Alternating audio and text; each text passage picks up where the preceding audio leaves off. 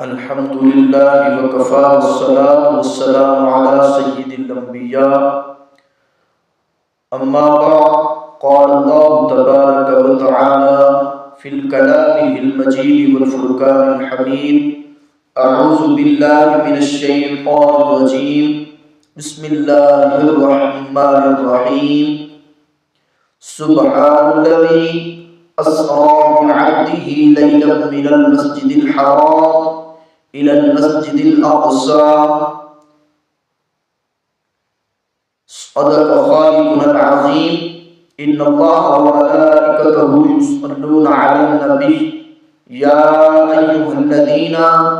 آمنوا صلوا عليه وسلموا تسليما اللهم صل على سيدنا ومولانا محمد وعلى آل محمد وبارك وسلم وصلوا عليه مولاي صل وسلم دائما أبدا على حبيبك خير الخلق كلهم فإن من جودك الدنيا وضرتها ومن علومك علم اللوح والقلم مولاي صل وسلم دائما أبدا على حبيبك خير الخلق كلهم. حمد و صلاۃ کے بعد میرے پیارے ناظرین، آج کی جو گفتگو ہے اس کا عنوان آقا دو عالم فخر دو عالم نبی مکرم رسول محتشم صلی اللہ تعالی علیہ وسلم کو رب الارباب نے جو معراج کرایا ہے اس حوالے سے ہے. سب سے پہلے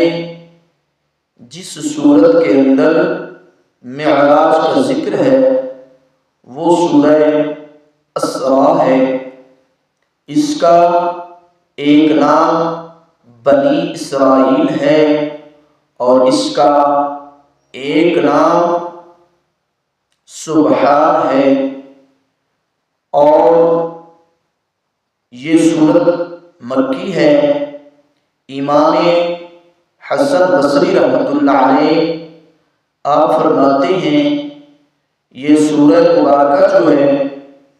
اس کی 5 آیات مبارکہ مدینہ طیبہ کے اندر ان کا نزول ہے، یعنی اس کی 5 آیات مبارکہ جو ہیں وہ مدنی ہیں. اور حضرت قتادہ کا جو قول ہے وہ فرماتے ہیں اس کی 8 آیات مبارکہ جو ہیں وہ مدنی ہیں، یعنی 73 سے لے کر 80 تک، کیونکہ ان آیات کا جو نزول ہے وہ اس وقت ہوا جب سرکار دو عالم ہجرت فرما کر مکہ پاک سے مدینہ طیبہ کی طرف رواں تھے، یعنی یہ سفر کے اندر ان کا نزول ہوا. یاد رہے جو صحیح قول ہے وہ یہی ہے کہ یہ پوری کی پوری سورت مکی ہے اور اس کا سبب نزول جو ہے وہ یہ ہے کہ جب اللہ نے اپنے محبوب کو معراج کرایا اور اس کے بعد کفار نے میرے آقا کے معراج کی اندر تکذیب کی، یعنی انہوں نے بے ایمانوں نے کہا کہ ہم نہیں مانتے، یعنی پوری وضاحتوں کے باوجود، کیونکہ ان کا ایک شیوا بھی تھا اور آج بھی کچھ اس کی ان لوگوں کی اولاد ہے مانوی طور پہ ان کا بھی یہی ایک طریقہ ہے. تو پیارے اسلامی بھائیوں، میرے رب نے سورہ اسراء کی پہلی آیات کا نزول فرمایا.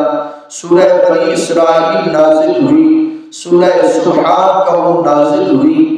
اس کی آیت جو ہے رب نے قربان جاؤ مولا کی عظمت پہ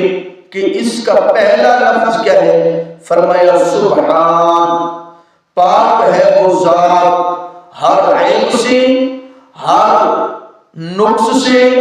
ہر نقص سے، ہر چیز سے وہ منزہ ذات ہے، وہ جناب معمر ذات ہے، اور وہ ذات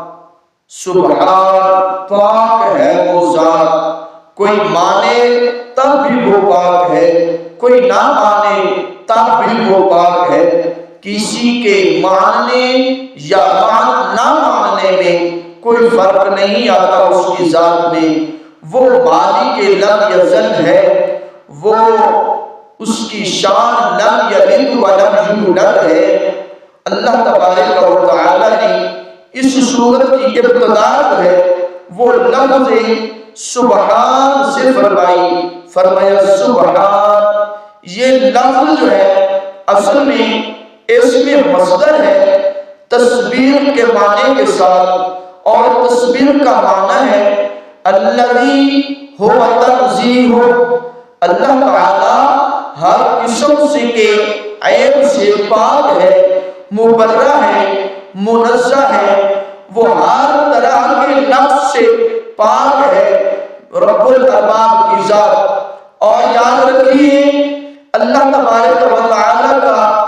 یہ ایک نام میں سے ایک نام سبحان ہے، یعنی اللہ تعالی سبحان ہے، سبحان ہے اللہ تعالی۔ وقت یستعمل عمل لہو، اور یہ کبھی نام کے طور پر بھی مستعمل ہے، یاد رکھیے۔ اور لفظ سبحان کبھی بطور تعجب بھی بولا جاتا ہے، بطور تعجب بھی بولا جاتا ہے، یعنی کچھ واقعات ایسے ہوتے ہیں کہ جو انسان کے فہم، انسان کی عقل،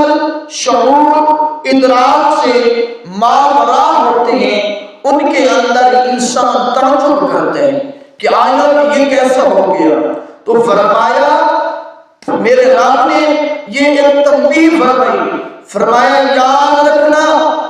سبحان پاک ہے وہ ذات، بس اس ذات کے قبضہ و قدرت میں جان ہے، جس نے نہ ہونے والی کو پیدا فرمایا، اس کے لیے چونکہ چنانچہ چنو چاہیے کہاں سے ہے۔ تو پیارے اسلامی بھائیوں، اس لفظ کا استعمال پہلے کیوں کیا؟ وہ اس لیے کیا کہ یاد رکھنا اگر تمہاری سوچ کے اندر کچھ سسری ہو،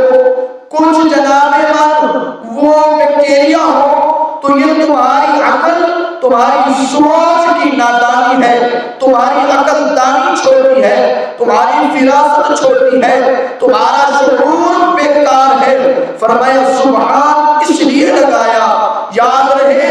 اس کے بعد جو قدرت کا نظارہ ہے وہ رب الارباب کی ذات کے لیے کوئی ایسا نہیں ہے، میرا رب اس پہ قادر ہے، رب کے سوا کوئی اور قادر نہیں ہے۔ اسی لیے لفظ سبحان